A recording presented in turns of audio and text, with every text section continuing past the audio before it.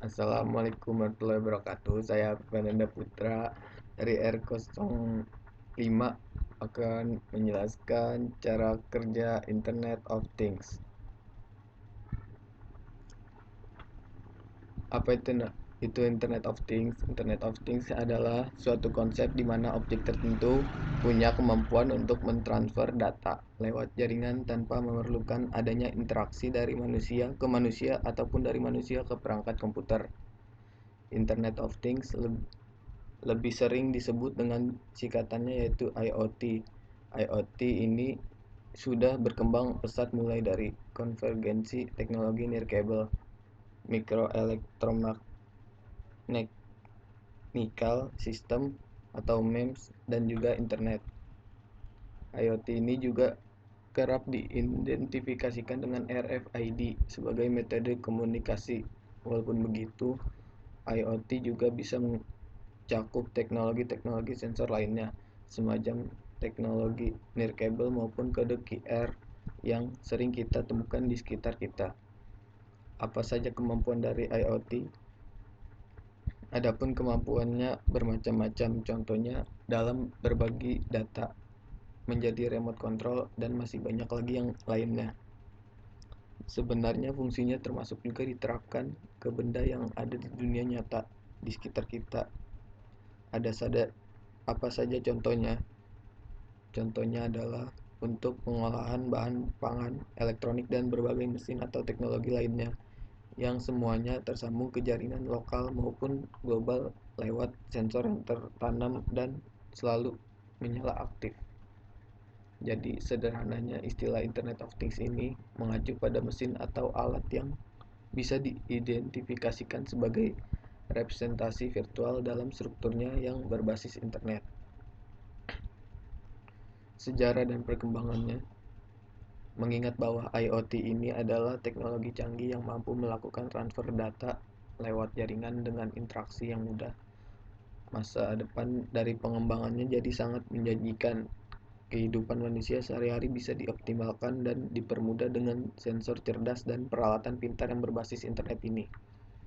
Awalnya internet itu sendiri mulai terkenal di tahun 1989. Lalu pada tahun 1990, seorang peneliti bernama John Remke membuat suatu perangkat yang kala itu tergolong canggih. Perangkatnya adalah pemanggang roti yang bisa dinyalakan atau juga dimatikan lewat internet. Kemudian di tahun 1994, seorang bernama Steve Mann menciptakan Wacom, dan pada tahun 1997 si Paul Szabo menjelaskan secara singkat mengenai penemuannya soal teknologi sensor dan masa depannya nanti. Barulah di tahun 1999 Kevin Ashton membuat konsep Internet of Things. Kali ini adalah Direktur Auto ID Center dari MIT. Di tahun yang sama yaitu 1999 ditemukan mesin yang sistemnya berbasis Radio Frequency Identification atau RFID secara global. Nah, penemuan inilah yang jadi awal kepopuleran dari konsep IoT. Orang-orang terutama pakar teknologi jadi berlomba-lomba mengembangkan teknologinya sesuai konsep IoT. Lalu di tahun 2000, brand ternama LG mengumumkan rencananya untuk membuat dan merilis teknologi IoT yaitu lemari pintar. Lemari pintar ini mampu menentukan apakah ada stok makanan yang perlu diisi ulang dalam lemarinya. Kemudian di tahun 2003, FRID yang sebelumnya telah disebutkan mulai ditempatkan pada posisi penting dalam masa pengembangan teknologi di Amerika. Melalui program SAFI, pada tahun yang sama pula perusahaan retail raksasa Walmart mulai menyebarkan RFID di semua cabang tokonya yang tersedia di berbagai belahan dunia. IoT kembali dikenal di tahun 2005, yaitu pada saat media-media ternama semacam The Guardian dan Boston Globe mulai mengutip banyak sekali dari artikel ilmiah dan proses pengembangan IoT. Hingga tahun 2008, berbagai macam perusahaan setuju untuk meluncurkan IPSO untuk memasarkan penggunaan IP dalam jaringan bagi smart object yang juga bertujuan mengaktifkan IoT itu sendiri. Cara kerja Internet of Things. Cara kerja Internet of Things itu seperti apa? Sebenarnya IoT bekerja dengan memanfaatkan suatu argumentasi pemrograman, di mana tiap-tiap pemerintah argumen tersebut bisa menghasilkan suatu interaksi antar mesin yang telah terhubung secara otomatis tanpa campur tangan manusia dan tanpa terbatas jarak berapapun jauhnya. Jadi internet di sini menjadi penghubung antara kedua interaksi mesin tersebut, lalu di mana campur tangan manusia. Manusia dalam IoT tugasnya hanyalah menjadi pengatur dan pengawas dari mesin-mesin yang bekerja secara langsung tersebut. Adapun tantangan terbesar yang bisa menjadi hambatan dalam konfigurasi IoT adalah bagaimana menyusun jaringan komunikasinya sendiri. Mengapa itu menjadi sulit dan problematik? Ini sebenarnya dikarenakan jaringannya sangatlah kompleks. Selain itu, IoT juga sesungguhnya sangat perlu suatu sistem keamanan yang cukup ketat. Di samping masalah tersebut, biaya pengembangan IoT yang mahal juga sering menjadi penyebab kegagalannya. Ujung-ujungnya pembuatan dan pengembangannya bisa berakhir gagal produksi. Contoh penerapan IoT contohnya di bidang pertanian, ada berbagai macam mengaplikasikan IoT di sektor pertanian. Beberapa di antaranya seperti mengumpulkan data soal suhu, curah hujan, kelembapan, kecepatan angin, serangan hama, dan muatan tanah.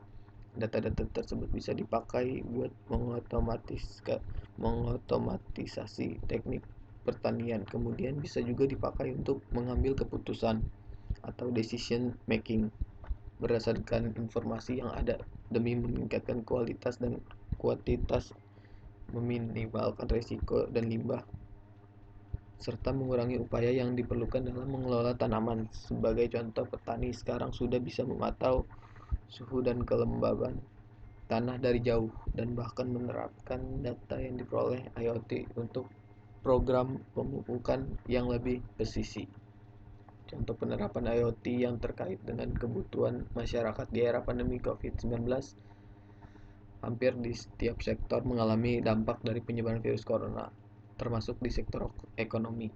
Bagi sebagian besar penduduk, terutama masyarakat kelas menengah ke bawah yang memiliki penghasilan tidak tetap, mulai kesulitan untuk memenuhi kebutuhannya. Pemerintah pun tidak tinggal diam dan dengan sigap akan memberikan bantuan berupa sembako kepada masyarakat golongan keluarga miskin. Namun karena adanya kebijakan PSBB, penyaluran bantuan tersebut diharapkan dapat sampai ke tangan masyarakat tanpa harus terjadi interaksi antar individu. Hal tersebut tidak dasarkan untuk mengantisipasi penularan virus baik dari carrier maupun orang yang masih sehat. Pandemi tersebut juga berimbas pada perubahan sosial yang ada di masyarakat. Banyak orang yang mulai tergerak untuk lebih peduli terhadap kebersihan dan lingkungan. Fenomena tersebut dapat kita amati secara langsung dengan banyaknya tempat-tempat umum yang menyediakan air dan sabun untuk cuci tangan, serta dilakukannya penyemprotan cairan disinfektan di lingkungan sekitar. Satu-satunya cara untuk menghilangkan virus COVID-19 ini adalah dengan melakukan sterilisasi pada tempat-tempat umum yang sering digunakan bersama.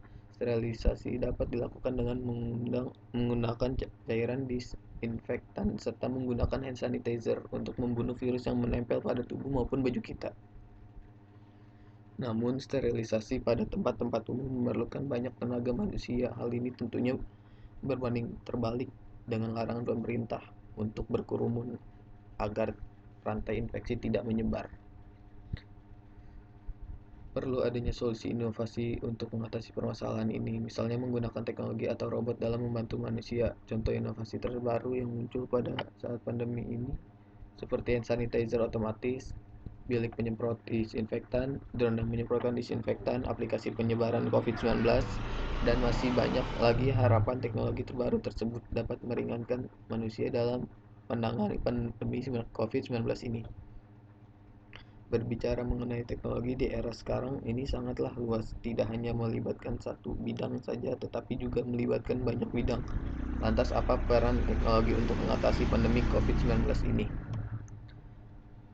Peran teknologi di era normal ini tidak hanya sebagai media penyebaran informasi tentang COVID-19 saja, tapi juga memiliki peran serta manfaat yang berguna bagi kehidupan